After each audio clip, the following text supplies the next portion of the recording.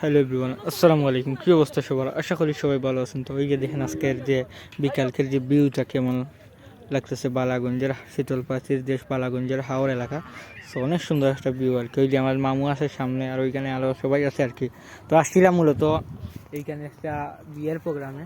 তো বিয়ের প্রোগ্রামে খালার বাসায় আর কি। দেন ওইখান থেকে আসলাম ওই জায়গাটা একটু ঘোরাঘুরি করার জন্য এবং দেখার জন্য আর কি। তো বা হলো বিকেলে যেহেতু বাপ বের হয়েছে আর কি, তো ভাবলাম আপনাদের সাথে ভিডিওটা শেয়ার করি। আর অনেক দিন ধরে তো কোনো ভিডিও দেওয়াই হয় না। তো এই যে দেখেন আমার মামুর অবস্থা। মামু, কী অবস্থা তোমার?